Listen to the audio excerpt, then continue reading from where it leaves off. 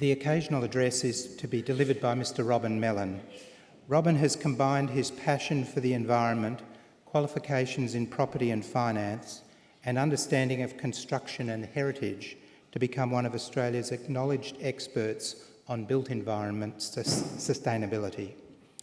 After years running small businesses and 9 years with the Green Building Council of Australia working on Green Star rating tools, government relations and international advocacy, in March 2016, Robin was appointed Chief Executive Officer of the Supply Chain Sustainability School in Australia.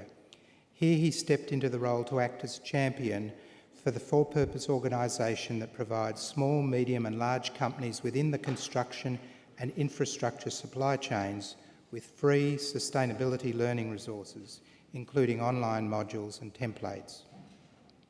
Robin sat on the World Green Building Council's Policy Task Force, chaired its Asia-Pacific network and has collaborated with Austrade to showcase Australian green building capabilities around the world. He is also a regular judge of Green Building and Urban Design Awards, a judging chair for the New South Wales Green Globe Awards, the Architecture and Design Awards and the Australasian Green Gown Awards. Australian Institute of Company Directors trained, Robin has worked as a pro bono independent advisor to startups and not-for-profit organisations. He's the father of 2 young boys, a devoted green thumb, and he wasn't sure whether I should say it or not, a Sydney Swans fan, and is determined to leave the planet in a better shape than when he found it. Ladies and gentlemen, Mr. Robin Mellon.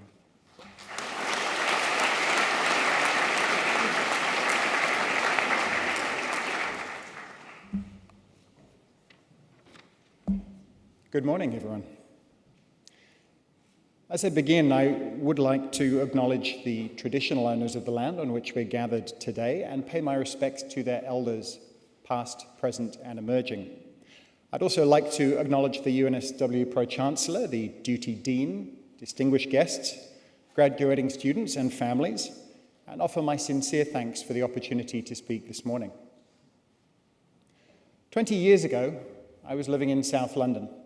I was working in North London and spending many hours of each day crossing the city. And Sydney felt like not just the other side of the world, but the other side of the universe to me. I had taken my first degree in property valuation because I was fascinated by buildings, and also because I didn't really know what else to do at the time, and it seemed like the best idea right then. But over the years, that fascination has turned into a passion. And it took another few years for me to decide, not only did I want to learn more about development, but I wanted to do it on the other side of the world in a city I'd fallen in love with Sydney, right here at UNSW. It would also be a chance for me to learn more about aspects of sustainability, which had interested me for a long time. Buildings have a massive impact on our lives, at home, at work, and at play, and massive impacts on both the environment and the economy as well. Positive impacts and negative impacts. So how can we do things better? That's the question which has driven me through my career, first on construction projects, then working with the Green Building Council of Australia on rating tools for Australia's built environment, and more recently, leading the Supply Chain Sustainability School. How can we do things better? That's what I would implore you to consider as your lives, as your careers unfold. Don't settle for how we currently do things. Don't accept decades of tradition if these traditions have failed to evolve and adapt and improve. Challenge them. Ask yourself again and again, how can we do things better? That brings me to 3 areas that I'd encourage you to focus upon: greater transparency, greater diversity, and greater sustainability. First, transparency. We are entering an era where greater transparency is an opportunity to demonstrate what you're doing better, not a threat to your business model. Information flows, blockchain, social media, investor comparison, they'll all change the way that our private and professional decisions are made. Greater transparency will help small businesses to be paid faster by large organizations, and will help identify those people and conditions of modern slavery in our most complex supply chains. Embrace transparency. Second, diversity. I'll say this as clearly as I can. Workplaces without diversity will quite simply fail over the next 10 years. Organizations without diversity will not be able to hire good staff. I'm embarrassed on a regular basis that Australia's construction and infrastructure sectors have such low rates of diversity. And that's diversity of gender, of culture, of background, of age. And so I encourage you not just towards diversity, but towards more varied supply chains. That means including Indigenous procurement, local procurement, social procurement, wherever you can. Moving around the world is scary, as many of you already know, but it opens your eyes to greater diversity, different ways of doing things, and new opportunities.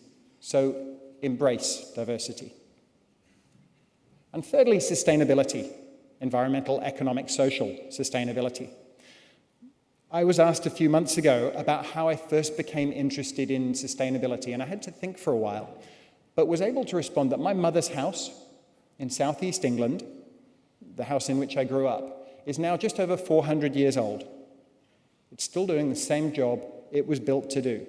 Simple timber frame, plaster walls, weatherboard exterior, and tiled roof. 400 years, that's my definition of sustainable. Do we build like that today? Do the buildings that we put up last 400 years? Do they last 100 years? Are they truly sustainable? When I encourage you towards greater sustainability, I'm not just talking about saving energy. I'm not just talking about adapting to climate change. I'm not just talking about the UN-based report released earlier this week, which confirms that 1 million of the world's species are under threat. I'm talking about overall longevity, thinking for the long term. And that means having a sustainable business model. That means achieving a balance in what you do and making conscious decisions about your own personal sustainability. What will keep you healthy and inspired and productive for the long term? And what will allow us to have the most positive impact on the world around us? It's no longer enough to do a little less bad. It's time that we each and together start doing a whole lot better. And yes, that might seem like a challenge, but it's also a huge opportunity, both professionally and personally. So the best two pieces of advice that I've been given in my career, the first, that I took far too long to understand, is that it's sometimes better to be kind than to be right. We spend so much time trying to prove ourselves correct, trying to be right with our families, with our colleagues, with our friends, that we can lose sight of our impact on other people. Think more often about what being right says or what being kind does. And the second, don't stop learning. I should probably phrase that as a positive. Keep learning. As I've found with colleagues and family members, if you keep learning, you stay young and you stay relevant. So don't accept this as the end of your learning journey, but a step towards the next topic, and a wonderful step at that. If I may end on a personal note, with my two parents in two different countries, each experiencing dementia in quite different ways, there are many things that I wish I'd said. The first of which is thank you for all the encouragement and the sacrifices and the support over the years. And being completely honest, I wish I'd heard that they were proud of me. It was probably said at some stage, but I don't remember it. And now it's too late for either of those. So please, thank your parents, your family, your friends, and your supporters, because in many different ways, they have got you to where you are today. They need to hear that you recognize that. And parents, families, friends, and supporters, be proud of your graduates and tell them so. You never know if you may get another chance, and it will encourage them to do things better. So congratulations on your achievements. I wish you every success in the future. Thank you.